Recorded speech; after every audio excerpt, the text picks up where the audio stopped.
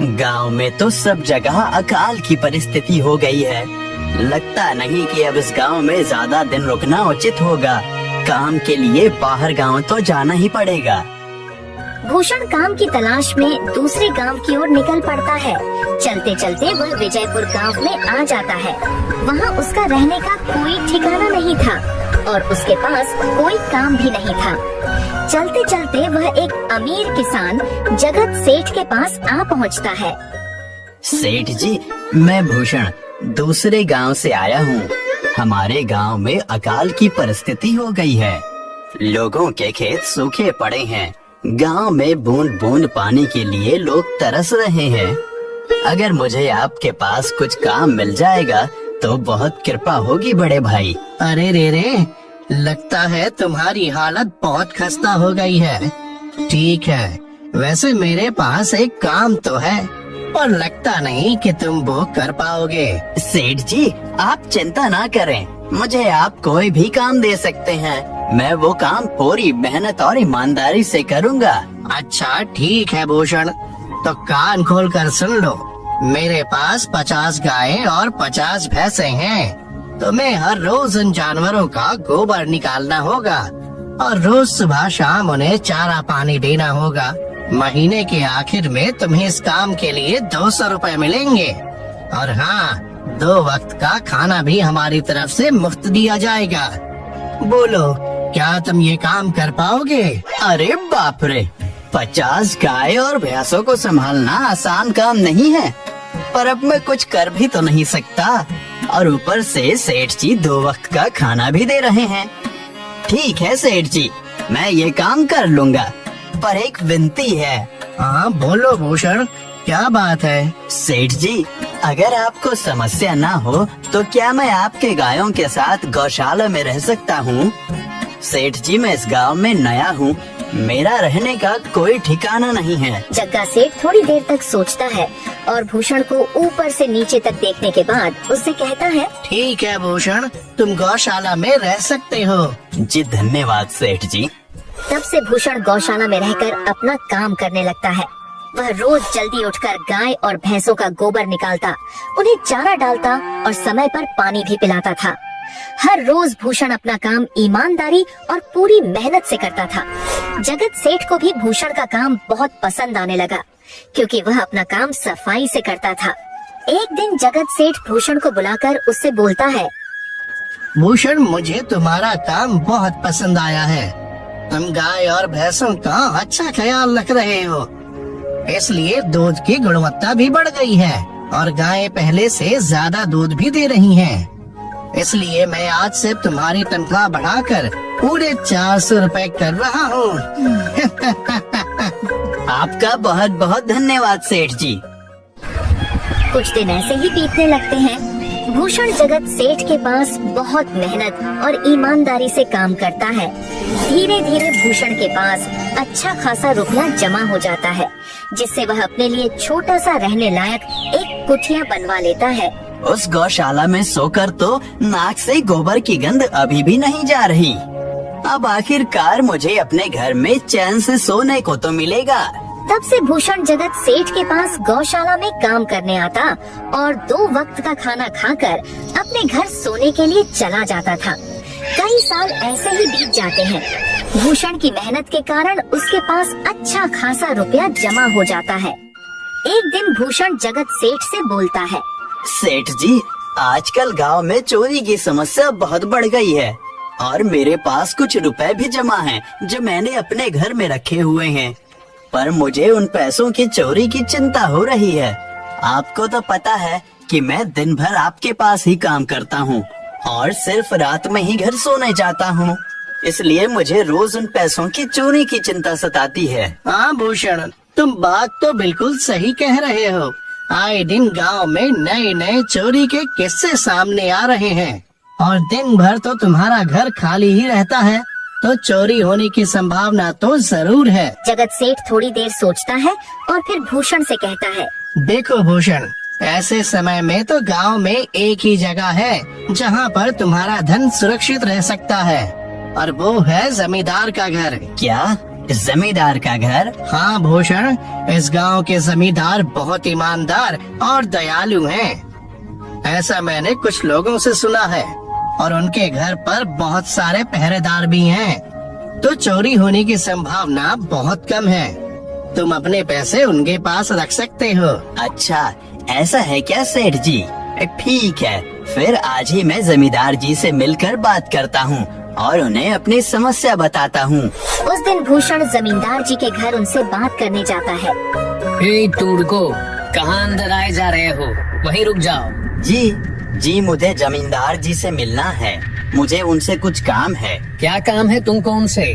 मुझे जरा बताओ। जी, मुझे कुछ पैसे रखवाने थे उनके पास, यही काम के लिए आया था मैं। अच्छा ठीक है, तुम अंदर जा सकते हो।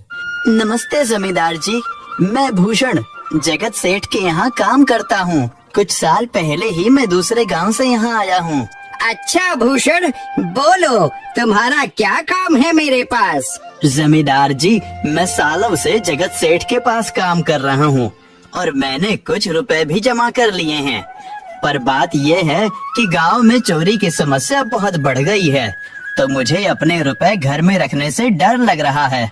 अच्छा, कितने रुपए जमा किए हैं तुमने? जमींदार जी, यही कोई 5 से 6 हजार रुपए होंगे मेरे पास। वाह, ये तो बड़ी रकम है। मैंने आपकी ईमानदारी के बारे में लोगों से बहुत सुना है, इसलिए मैं अपनी रकम आपके पास कुछ वक्त के लिए रखने आया हूँ। हाँ भूषण, तुमने बिल्कुल सही सुना है। तुम्हारी रकम मेरे पास पूरी तरह से सुरक्षित रहेगी। तुम अब चिंता ही छोड़ दो, मैं सब देख लूँगा। भूषण अपने पैसों की थैली जमींदार को दे देता है। ये पूरे 5,800 रुपए हैं, आप गिनकर देख लीजिए। गिनने की क्या जरूरत है? तुम तो जगत सेठ के आदमी हो, मुझे तुम पर पूरा विश्वास है। जमींदार जी, आपका बहुत बहुत धन्यवाद। अब मुझे चोरों का कोई डर नहीं है, क्योंकि मेरे पैसे सुरक्षित हाथों में हैं। अरे भूषण, कोई बात नहीं, धन्यवाद तो मुझे बोलना चाहिए, जो तुम मेरे पास आए अपने रुपए रखने के लिए।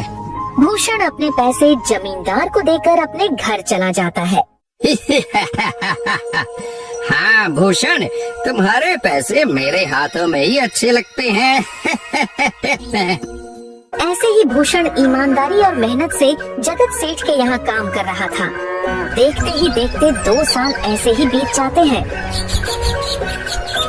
एक दिन भूषण सोचता है, अब बहुत साल हो गए जगत सेठ के यहाँ काम करते हुए। वैसे सेठ जी तो बहुत अच्छे इंसान हैं, पर सोच रहा हूँ कि खुद की जमीन लेकर उस पर मेहनत करूँ, तभी मैं बड़ा आदमी बन सकता हूँ। अब जो मेरे पास थोड़े कुछ पैसे हैं और जो जमींदार के पास कुछ पैसे संभालने के लिए दिए हैं, वो जमा करके थोड़ी जमीन खरीद लूँगा। आज ही जमींदार से मिलने जाता हूँ और अपने रुपए मांगता हूँ। ये सोचकर भूषण जमींदार जी के घर चला जाता है। जमींदार जी, मैं अपने रुपए वापस लेने आया हूँ। आपके पास मैंने 5,800 रुपए दिए थे संभालने के लिए। अरे भाई साहब, मैंने पहचाना नहीं आपको, वैसे कौन हो आप? अरे जमींदार जी, मैं भूषण हूँ। पिछले साल मैंने आपको पैसे संभालने के लिए दिए थे, याद आया कुछ? अरे भाई साहब, मेरे पास कितने सारे लोग आते जाते हैं पैसे रखने के लिए और सभी के साथ मेरा अच्छा व्यवहार होता है। वैसे आपके पास कोई कागजात हैं क्या? क्योंकि मैं हर व्यक्ति से कागज पर ही व्यवहार करता हूँ। किसने कितने पैसे दिए, किसके कितने पैसे रखे हैं, सबका व्यवहार रहता है मेरे पास। जमींदार जी, ये आप क्या बात कर रहे हैं? आपकी ईमानदारी देखकर ही मैंने आपको पैसे दिए थे संभालने के लिए, और आप अब ऐसी बातें कर रहे हैं। कृपया करके मेरे पैसे मुझे वापस कीजिए। हाँ भूषण, मैं ईमानदारी से ही काम करता हूँ, इसलिए तो तुमसे मैं डॉक्यूमेंट्स मांग रहा हूँ। क्या तुम्हें पता नहीं, जब तुम किसी से पैसों का व्यवहार करते हो तो तुम्हें स्टाम्प पेपर पर लिख कर देना पड़ता है। तुम किसी से भी पूछ सकते हो। नहीं जमींदार जी, मैं आपके पैर पड़ता हूँ, कृपया करके मेरे रुपए मुझे दे दीजिए। बड़ी मेहनत से मैंने वो पैसे जमा किए थे, मुझ पर ऐसा अन्याय ना करें। अरे क्या ये झूठ मूठ का रोना धोना लगाया है? लगता है तुम ढोंगी हो और मेरी ईमानदारी और भोलेपन का फायदा उठाकर मुझसे ये रुपए लेने आए हो। रुक, तुझे अभी सबक सिखाता हूँ। जमींदार अपने आदमियों को बुलाकर भूषण की पिटाई करने को कहता है। इसे तब तक मारो जब तक ये बेहोश न हो जाए। इस 2 कौड़ी के आदमी ने मेरी ईमानदारी पर सवाल उठाया है, इसे छोड़ना मत। जमींदार के आदमी भूषण को डंडे से खूब मारते हैं। फिर भूषण दुखी होकर अपने घर चला जाता है। भूषण के शरीर पर घाव के निशान स्पष्ट दिखाई दे रहे थे।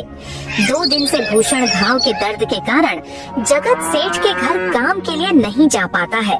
इसलिए अगले दिन जगत सेठ भूषण के पास आ जाते हैं। वह देखते हैं कि भूषण खाट पर सो रहा है और वह बड़ा ही चिंता में नजर आ रहा है। भूषण भाई, तुम 2 दिन काम पर नहीं आए, क्या हुआ भाई? तबीयत ठीक है ना तुम्हारी?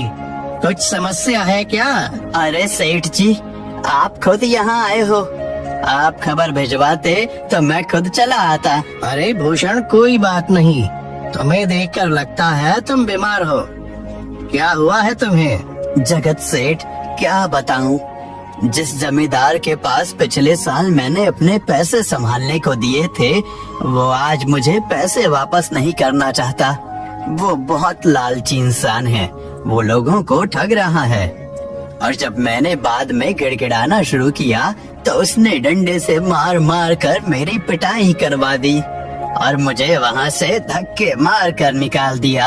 अरे बाप रे, ये तो बड़ा ही गंभीर विषय है। मैंने तो जमींदार के बारे में अच्छा ही सुना था और मुझे भी नहीं पता था कि वो इंसान इतना गिरा हुआ है। तभी मैं सोचूं हर साल उसकी संपत्ति इतनी ज्यादा कैसे बढ़ रही है। मुझे माफ कर दो भूषण, मैंने ही तुम्हें जमींदार के पास जाने को बोला था। गलती तो मेरी भी है। नहीं जगत सेठ, आप तो मेरा अच्छा ही सोच रहे थे। ये तो उस जमींदार का लालच है। अब लगता नहीं मेरे पैसे उस जमींदार से वापस मिलेंगे भी। भूषण, मेरे पास एक तरकीब है जिससे मैं तुम्हारे पैसे तुम्हें वापस दिला सकता हूँ। जगत सेठ भूषण के कान में सारी तरकीब बताता है। ठीक है सेठ जी, हे ऊपर वाले, ये तरकीब कामयाब होने दीजिए। अगले दिन जगत सेठ बहुत सारे पैसों को एक सूटकेस में भरकर खुद जमींदार के घर जाता है। अरे जगत सेठ, आज आप खुद यहाँ? बोलो भाई, इस गरीब के घर कैसे आना हुआ? हमारा तो ये सौभाग्य है कि आप जैसे धनी आदमी के चरण हमारे घर में लगे हैं। नमस्ते जमींदार जी। अरे जमींदार जी, आप तो मुझे अब लज्जित कर रहे हैं। वैसे मैं कुछ महीनों के लिए दूसरे राज्य में व्यापार करने जा रहा हूँ। मैं ये लगभग 50,000 रुपए लाया हूँ। मुझे डर है कि कहीं ये चोरी ना हो जाए। क्या आप मेरे सारे पैसे अपने पास संभाल कर रख सकते हैं? आपके सिवाय इस गांव में और किसी पर भरोसा नहीं कर सकता। अरे जगत सेठ, ये भी कोई पूछने की बात है? मेरे पास आपके पैसे बिल्कुल सुरक्षित रहेंगे। आप निश्चित होकर व्यापार करने जा सकते हैं। इस बार तो बड़ी मछली हाथ लगी है। बार बार ऐसा मौका नहीं मिलता। भारी माल हाथ में लगने वाला है। तभी वहाँ पर भूषण आ जाता है। अरे भूषण, तुम? अच्छा हुआ तुम आ गए। मैं तुम्हारे पास ही आने वाला था। मुझे माफ करना, उस दिन तुम्हें पहचान नहीं पाया। इतने सारे लोग मेरे पास आते हैं तो जरा परेशानी होती है, पर मैं अपनी बातों का बड़ा पक्का हूँ। हाँ रुको, मैं तुम्हारे सारे पैसे अभी देता हूँ। जमींदार भूषण के सारे पैसे उसे लौटा देता है। माफ करना भूषण, मेरे आदमियों ने तुम्हारे साथ उस दिन बदतमीजी की। मैं आज ही उनको काम से निकालता हूँ। भूषण बिना कुछ बोले वहाँ से चला जाता है। अरे क्या बात है जमींदार जी, आप तो अपने बातों के बहुत पक्के हैं। तो ठीक है, मैं अपने सारे पैसे आपके पास रख सकता हूँ। जगत सेठ इतना बोल ही रहा था कि तभी वहाँ जगत सेठ का नौकर आ जाता है। मालिक, अब आपको बाहर के राज्य में जाने की कोई जरूरत नहीं है। अभी अभी व्यापारियों का संदेश आया है और उसने कहा कि वो खुद हमारे गांव आ रहे हैं। अरे ये तो बहुत बढ़िया बात हुई। अब मुझे इतनी दूर नहीं जाना पड़ेगा। सुन रहे हो जमींदार जी, व्यापारी यहाँ आ रहे हैं। अब मुझे नहीं लगता कि ये पैसे आपके पास रखने का कोई मतलब होगा। चलो, आपका बहुत बहुत धन्यवाद, आपने इतनी ईमानदारी दिखाई मुझे। हाँ, पर अगली बार जरूर आपके पास ही आऊँगा। ऐसा बोलकर जगत सेठ और उसका नौकर वहाँ से अपने पैसे लेकर चले जाते हैं। धत तेरी की, ये क्या हो गया? ये 50,000 तो चले गए और जो भूषण के 5,800 रुपए हड़प लिए थे वो भी चले गए। आपका बहुत बहुत धन्यवाद सेठ जी। अगर आज आप ना होते तो मेरी सारी जमा पूंजी वो जमींदार हड़प लेता। भूषण, कोई बात नहीं।